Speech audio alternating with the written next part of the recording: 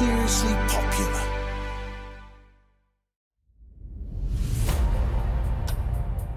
Hello and welcome to Apocalypse Now, dispatches from a world on the brink. In this week's episode, we return to the war in Ukraine and how the invading Russian forces are using rape and sexual assault as a weapon of war.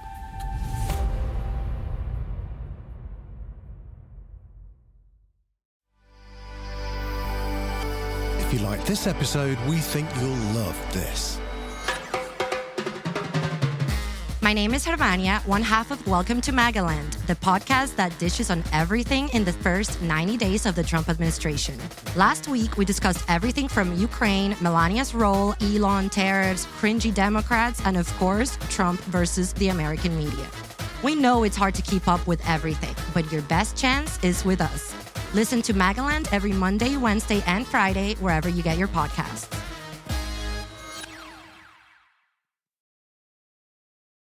This week's episode comes with a warning.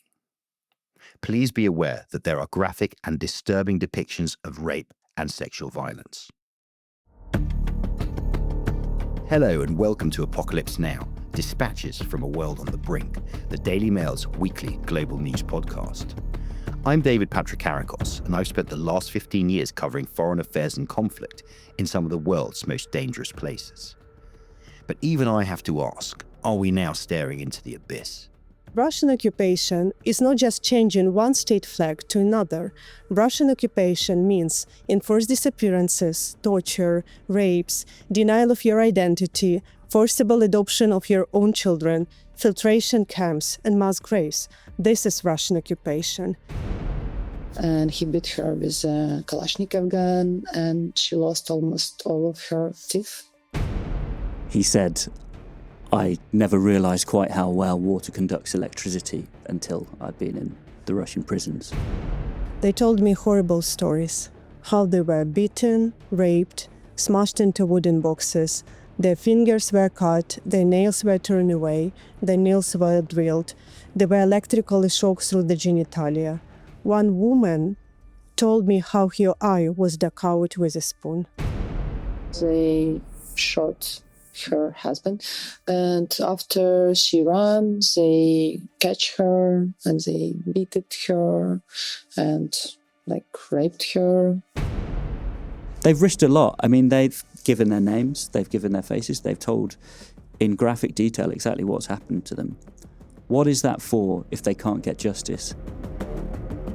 Hania was at home and alone in the middle of winter when the Russians came knocking.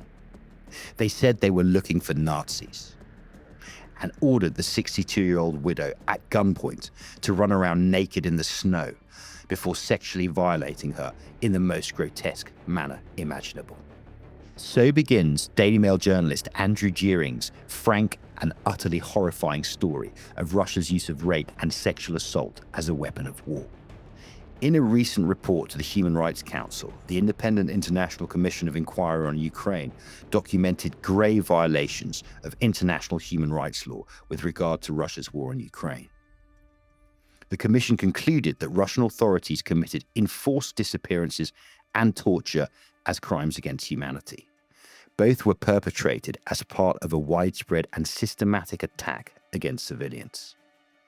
It also found that Russian authorities have systematically used sexual violence as a form of torture against male detainees, as well as additional cases of war crimes and rape and sexual violence, all committed as a form of torture against female detainees. Make no mistake, the so-called Russian rape machine turns rape into a weapon of war. It's as integral a part of their assault on Ukraine as boots on the ground, drones, and artillery. In this episode, we'll speak to a journalist who has just returned from Ukraine and heard testimony of these atrocities for himself, as well as Elisa Kovalenko, a founding member of SEMA Ukraine and director of Traces, a multi-portrait film about women who have survived conflict-related sexual violence. Plus, we'll also be joined by Alexandra Matvichuk, one of Ukraine's leading human rights lawyers, a Nobel Prize winner and activist against Russia's use of rape as a weapon of war. We'll speak to Alexandra after the break, but first, let's talk to someone who's just returned from Ukraine, Daily Mail journalist Andrew Gearing.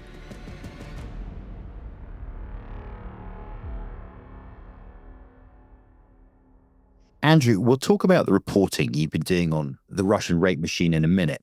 But firstly, let's discuss how things stand in Ukraine generally. I was in the southeast in Odessa a few weeks back, and people were rallying around Zelensky after that Oval Office debacle with Trump, but they were also tired. You were recently in the capital. How did you find the morale there? Yeah, I think very much like you say, the people of Ukraine are tired. They're tired of the drone strikes every day that aren't reported very much outside of the country. They're tired of seeing their friends and family die on the front line. But they're also an incredibly stoic people. I think that their will to go on no matter what is simply remarkable. And I also feel like when I was there, the dust had settled really on that Oval Office debacle. They see Trump for who he is. The word that kept on coming up to me when I spoke to people was he's a businessman. They know that they can't rely on him. And they have accepted that, as difficult as it is, and they're moving on.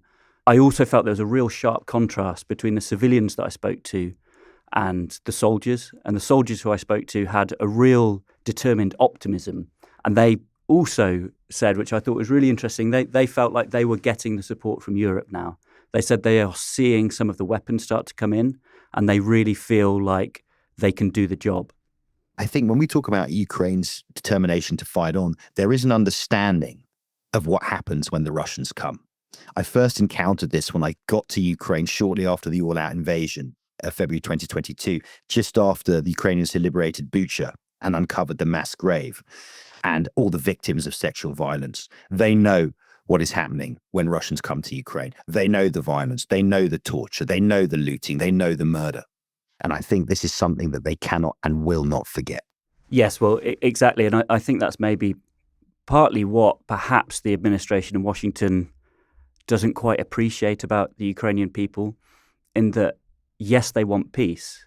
Yes, they are tired, but they can't accept peace at any cost because of what the Russians have done to them and what they continue to do to them.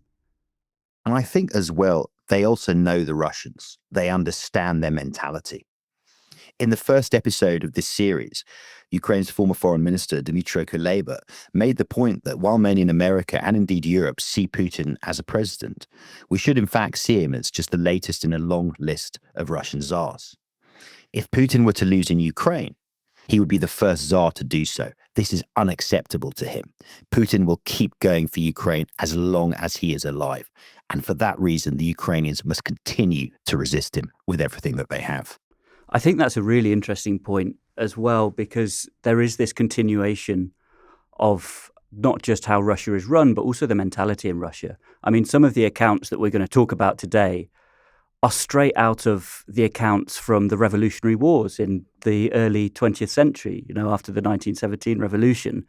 The way that soldiers would rape and kill then is almost a carbon copy of what they're doing today. It's quite chilling, actually. And I think that speaks to a society that has no real moral or ethical code.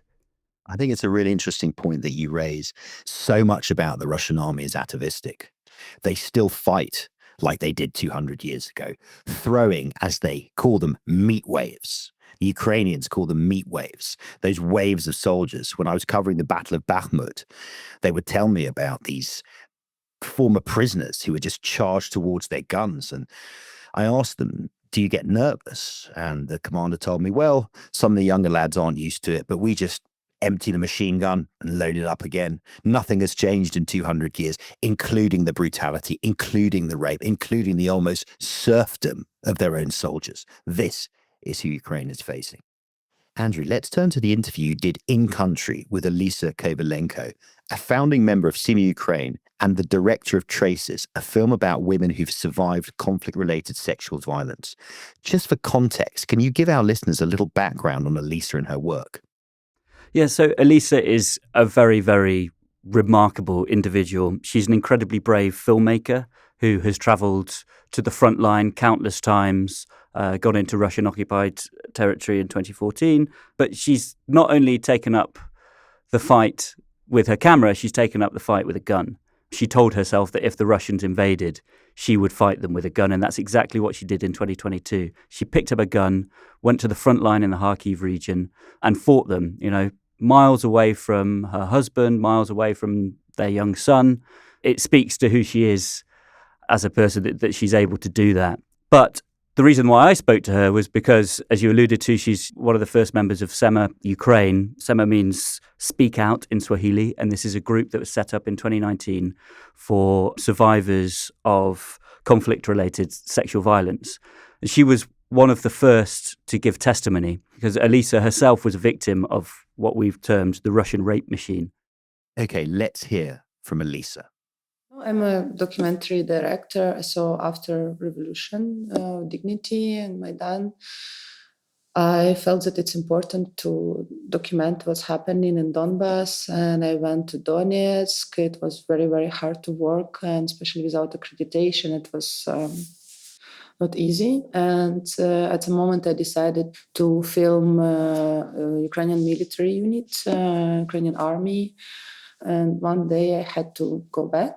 And on the first checkpoint, I took taxi because it was no public transport. And on the first checkpoint, just taxi driver told that, she's with Ukrainian army. And of course, they immediately grabbed me and took out from the car. And they thought that I'm a sniper, or spy. And so they beat me a bit. And after I was waiting for some car to bring me to interrogation, they brought me to this place where it was the main base, Russian separatists, but there are also lots of Russian soldiers, unofficially. And after I had a very long interrogation with a Russian officer, saying that they will go to my family. So I had lots of threats, and they wanted to know information about Ukrainian army, about positions, about, from where a helicopter is coming, many, many different information. And it was a hardest thing because I was trying to create kind of lie which looks like a truth, and I was silent for a very long period of time. And because I was sitting in a room with this big table with lots of you can understand immediately that it's things it's belongings of people who are already in captivity, like passports, telephones, bags, wallets, everything. And they were throwing some passports of some women. I knew that they were helping Ukrainian army because I saw them. And they said, you want to end up like them? Yeah, and after this Russian officer, he brought me to an apartment, and after he forced me to take out of my clothes, to go to bath. What was he saying to you? That I have to do this. He said, you're probably dirty because you spent days in trenches with Ukrainian soldiers. So you have to do this. And I had to put first all my clothes to the water. Mm. Did he have a gun? Or? Yeah, he had a gun, and after he forced me to go to the bath to take a bath, and after he didn't let me to put any clothes on me, so I could only use a towel, really small towel. And he said that I have to sit next to him, and he was cleaning his gun in front of me and saying, and after he said that we have to sleep together in case I will run away. I said, but where I will run, I have no documents, nothing, because I took everything. And I begged him, I will not run, so that I can sleep alone. And I almost fell asleep, and he came and he started raping me, and I started to cry. And after he stopped and he said nothing happened. Yeah. And after 4 days, it was 4 days. And after I was released. When I was released, Grom, this was a nickname of this Russian officer. He said that you have to thank me that you was not killed, that you were supposed to be killed. It was the most horrible experience in my life. Yeah. Her strength is remarkable, as is the resolve of the women and victims she spoke to. This next clip highlights the utter savagery of the invading Russian forces as they violently attack a 77-year-old woman before raping her. She survived sexual violence, but also torture. She was a teacher, and just at night, a soldier knocked at her door. She was alone, and when she opened the door, he immediately started to beat her, and he beat her with a Kalashnikov gun, and she lost almost all of her teeth because he hit her in her face. And after he started to interrogate her about some people in the village, he cut at her with knife, broke her ribs, and after raped her. And when he left her, he also stole her bicycle, and he went to his military base with her bicycle. Yeah, and after she decided to leave occupied territory, and it took almost 2 weeks for her. And it was actually initiative of her daughter after to testify, because at the beginning she didn't want and she didn't see any sense. But her daughter said, no, but we have to do this for justice. So she joined SEMA Ukraine a bit later. We were also trying to help her with teeth, and we managed to have some to collect some money for recovery, health recovery of her, and she's now feels much better. And she's so brave at this age. She's so bravely speaking, giving her testimonies. And in our organization, it's also important that we are also supporting this other women to give testimonies, and we explaining them, because if we will be silent, there won't be justice. Andrew, that is just astonishing and utterly appalling in equal measure. It's completely abhorrent what these Russian soldiers are doing to these women. I mean, a 77-year-old, a grandmother. It's just disgusting, and it speaks to something that the Russians are trying to do, which is to ultimately humiliate the Ukrainian people. That's what it's all about. It's about smashing their will to fight.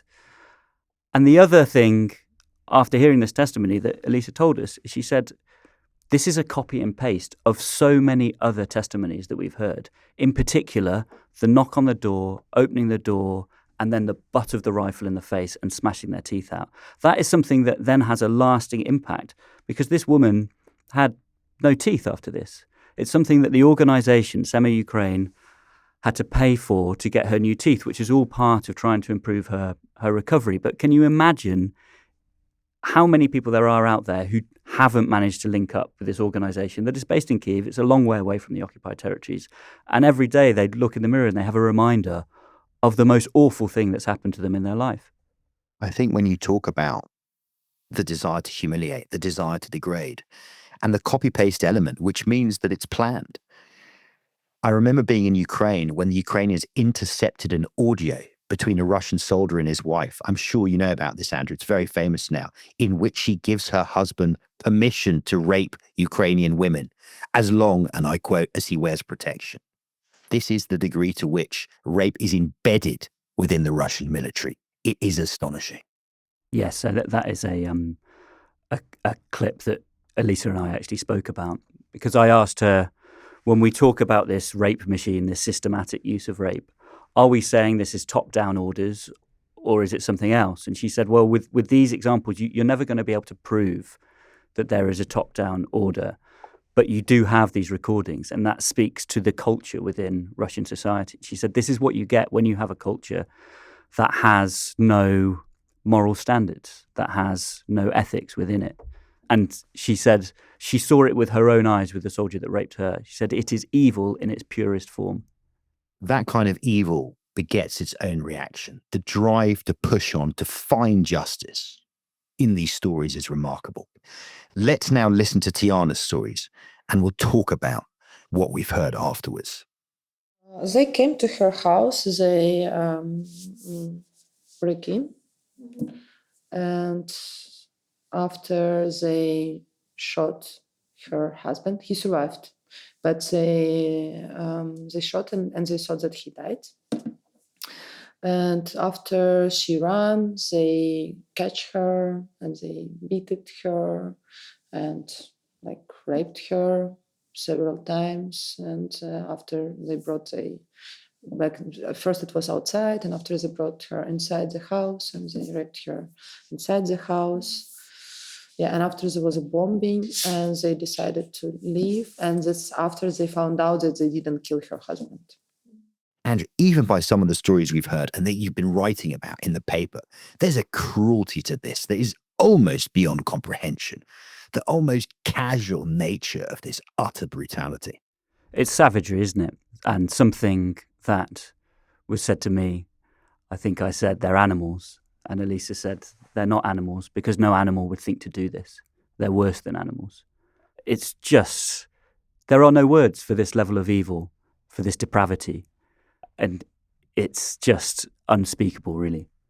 So, Andrew, we just spoke about that now famous, or rather infamous, audio recording between a Russian soldier and his wife, where she gives him permission to rape Ukrainian women, which I think really necessitates a discussion about Russian culture and the way that this systematic use of rape seems to slot very comfortably within it. And this is something that you and Elisa also spoke about. No, I think there are several things, some recordings from like Russian women who were like saying you can rape Ukrainian women. So it's like, just don't tell me. So we have these cultural things, like patriarchal things. And so if you are talking about women, so I think it play a role. But the other level, it's like Russia used it as a weapon of war. So we talk about this. And with orders, of course, it's hard to say if all commanders, I believe that it depends of like commanders and different units. It's from some commanders that you can like use sexual violence and like as a tool to humiliate people, to make them weak. It's also destroying any motivation to rebel. When you are so traumatized, will you rebel after you survive this? I believe that they used it as in this systematic way, but it's really hard to prove, because how we can prove it? We can't prove that, okay, for sure this soldier received an order, but we can prove the systematic use with people in captivity, like with ex-prisoners. This we can prove. This we can make statistic. And this is for sure, and it was actually included in last UN report. Yeah. And I think it's already kind of proved, just we need to maybe gather more and more testimonies, and I think we will do this. And for me, I have no question about this, that in captivity, they're using it, for sure, like 100%. Listening to that, Andrew, it reminds me of something that's always struck me in my reporting in Ukraine. Wherever I go, no matter what front, whether it was Mykolaiv, whether it was Kherson, whether it was Bakhmut, Kharkiv, or Kreminna, I hear the same stories over and over. A kind of almost fastidious sadism, creative brutality. Sometimes it seems perfunctory, sometimes it seems casual, but at other times it seems that real thought has gone into torturing, degrading, sexually abusing Ukrainians in such different and brutal manners. It is that creativity about it that is so sinister, right? We also in this report spoke to a male prisoner of war, Alexander Gudulin, and he spoke of the electric shock treatment. Now, he was himself forcibly stripped and electrocuted countless times.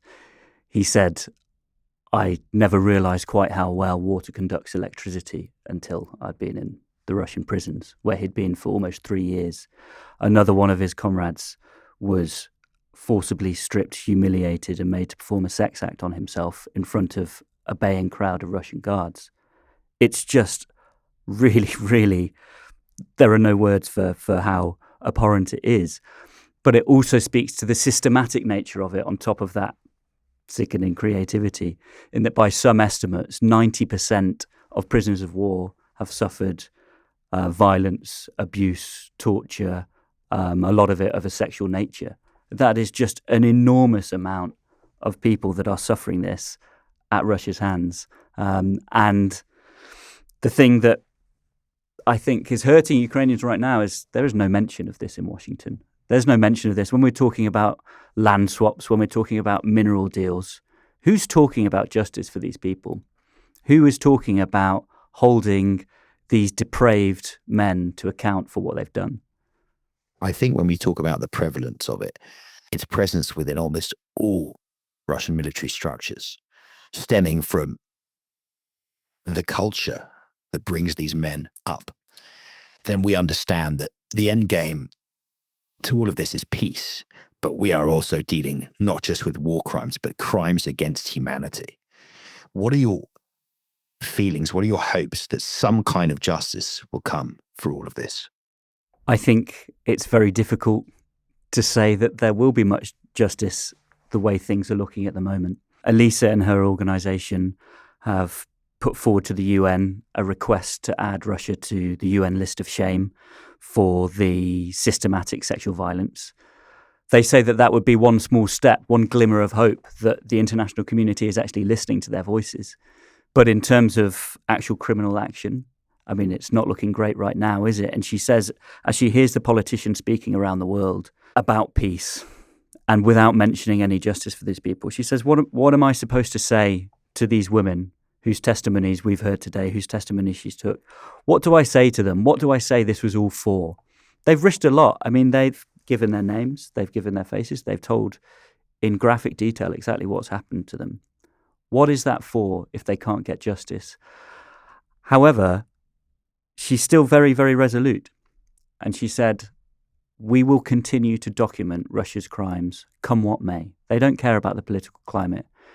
Even if it doesn't get justice today or tomorrow, maybe it will get justice in 20 years. And that for them is good enough reason to carry on doing it. I can add nothing to that. It's amazing work that they do. And also to you, Andrew, for going out there to document and report on it. Thank you. The remarkable testimony of Elisa Kovalenko, activist and director of Traces, a multi-portrait about women who have survived conflict-related sexual violence. Her story was brought to you by Daily Mail journalist Andrew Gearing, and you can read his story in today's edition of the paper or online at dailymail.co.uk. When we come back, we'll be speaking to Oleksandra Matvichuk, Nobel Prize winner and one of Ukraine's leading human rights lawyers and activists. Stay with us. Experience a progressive lens engineered with AI from Essilor, powered by individual measurements of your visual behavior. A lens personalized to you by an Essilor expert.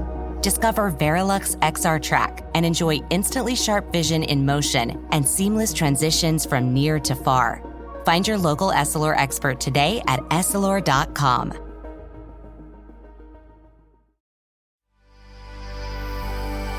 If you like this episode, we think you'll love this. My name is Hervania, one half of Welcome to Magaland, the podcast that dishes on everything in the first 90 days of the Trump administration. Are you struggling to keep up with the chaotic whirlwind of ever-changing stories from the administration? Then me and my co-host, Kelly Lako, got you covered. Every week, we will be going through the daily happenings in Magaland, dishing gossip, tea, and politics as usual. Listen to Magaland every Monday, Wednesday, and Friday, wherever you get your podcasts.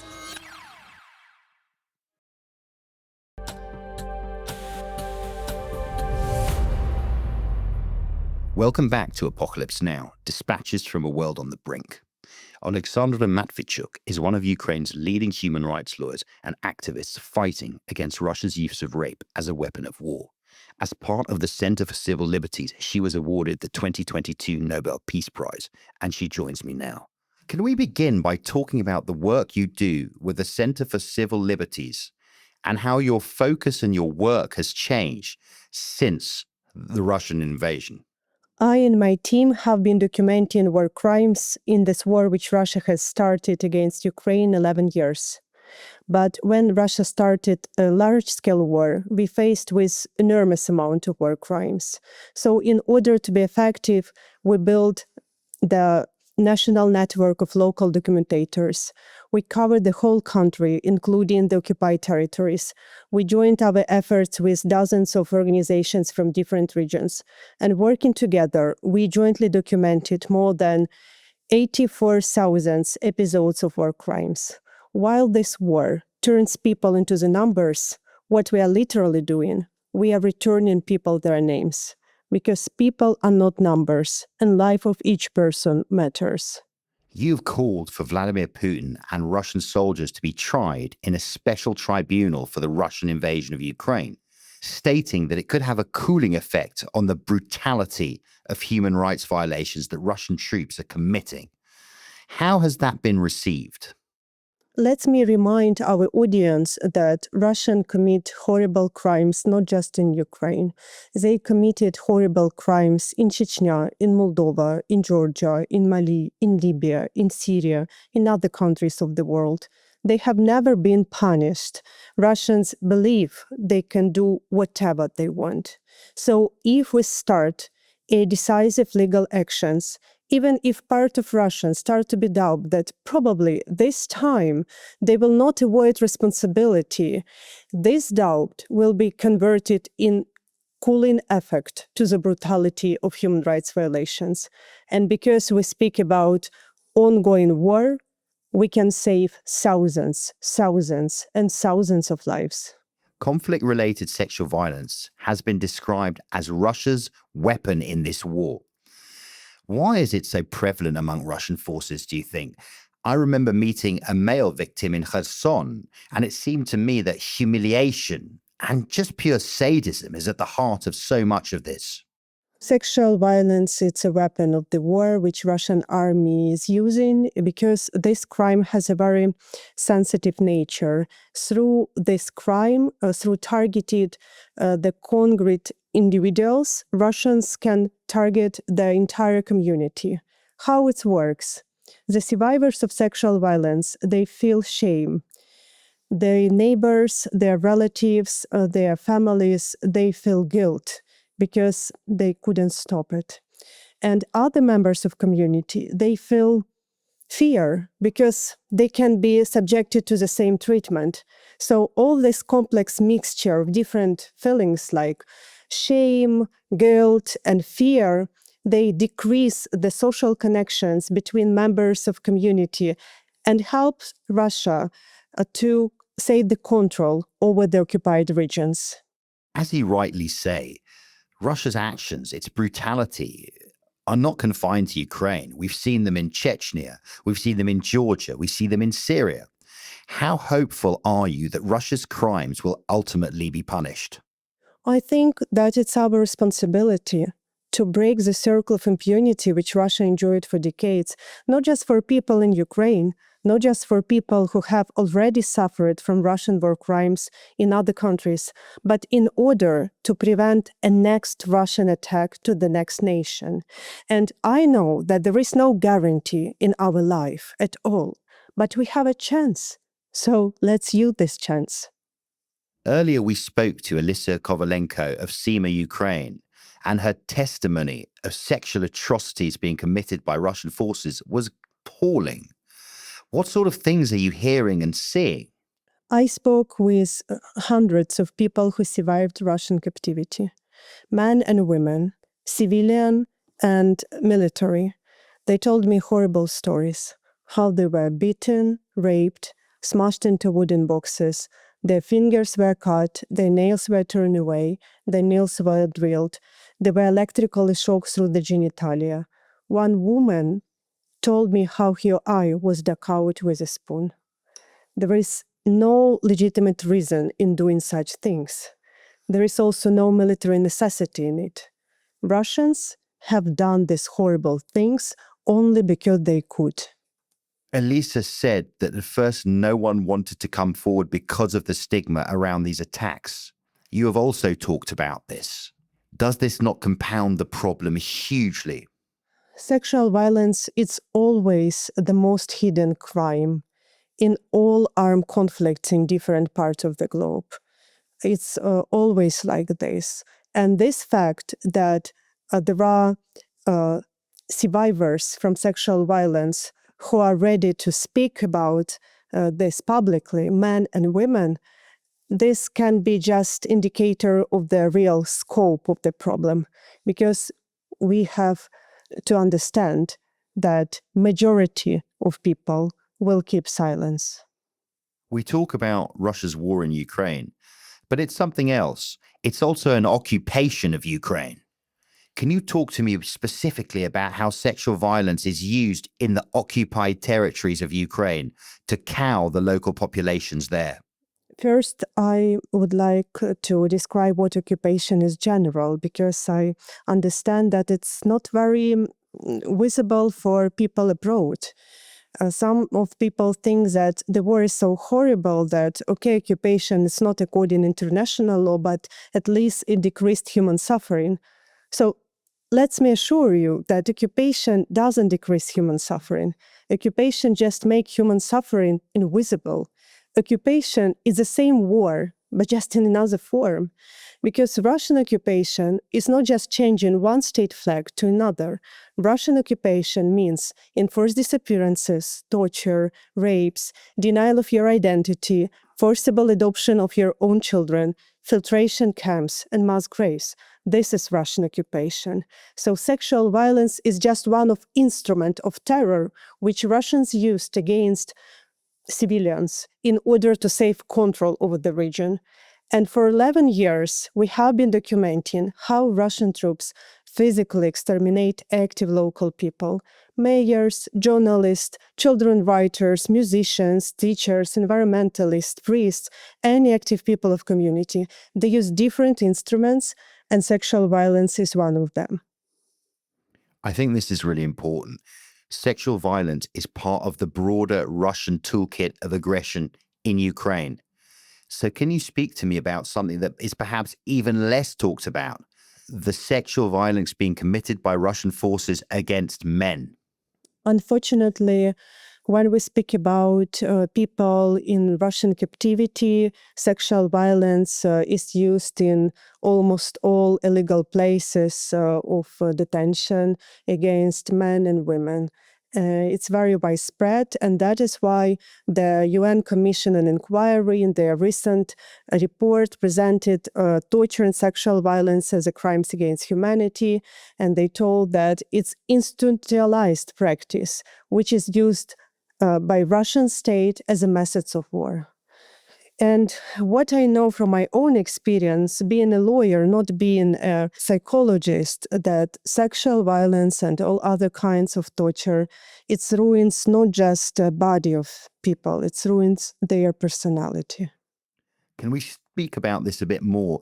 The longer-term mental health effects of this kind of sexual violence. Are we seeing an epidemic of mental health issues now in Ukraine because of this? I think that the problem is deeper because millions of people are suffering from different impact of the war. We just recently had a deliberate attack to the center of Sumy, and people were killed. Among them were children. And even those Ukrainians who saw this through social network or TV news, they feel pain. Because we are human, we can't be indifferent. I think that problem with mental health now is much more global. It's not only because of torture and sexual violence. For sure, these people who survived from this hell need more attention, but millions in Ukraine need help with mental health. And that is why we are all thinking how to transfer in this collective pain into energy which enabling life. Because when you have millions of people suffering from war crimes, being a victims or being a witness, you can't provide for each of these million a psychologist. You need to find another way to provide healing. You and many Ukrainians like you are doing so much in this field. Are you getting the support internationally that you would like? Probably I will use this opportunity to express my sincere gratitude to people in different countries who stand with us in these dramatic times of our history.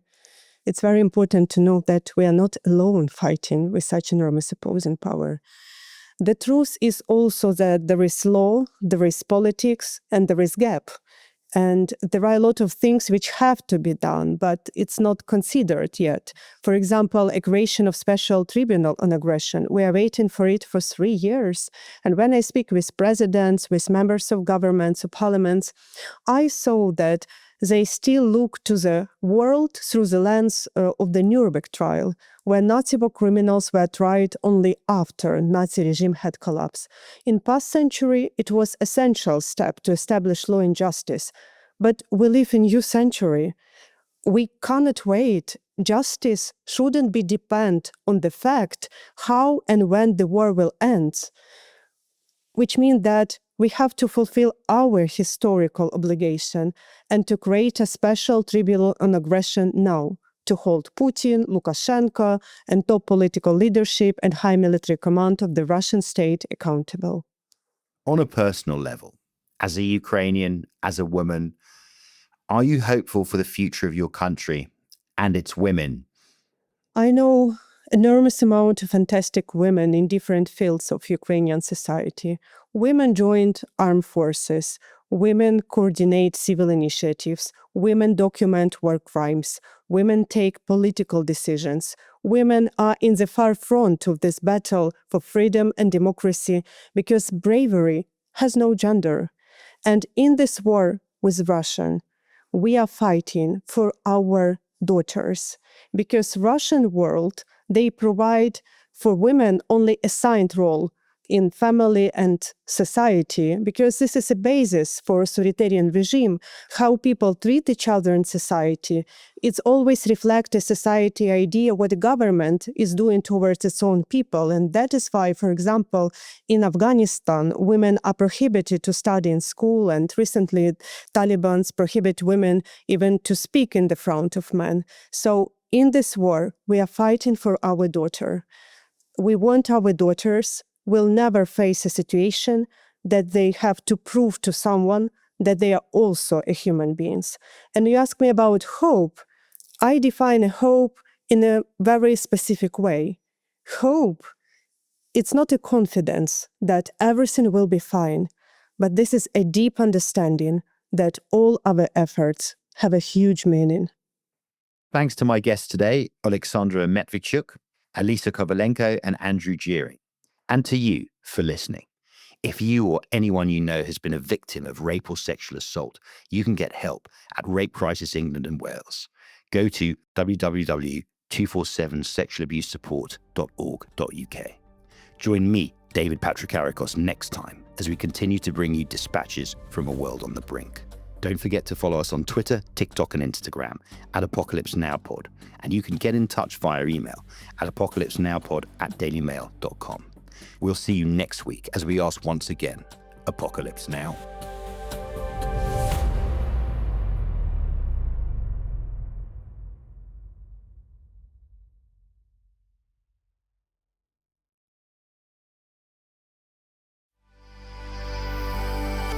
If you like this episode, we think you'll love this. My name is Hervania, one half of Welcome to Magaland, the podcast that dishes on everything in the first 90 days of the Trump administration. Are you struggling to keep up with the chaotic whirlwind of ever-changing stories from the administration? Then me and my co-host, Kelly Lako, got you covered. Every week, we will be going through the daily happenings in Magaland, dishing gossip, tea, and politics as usual. Listen to Magaland every Monday, Wednesday, and Friday, wherever you get your podcasts.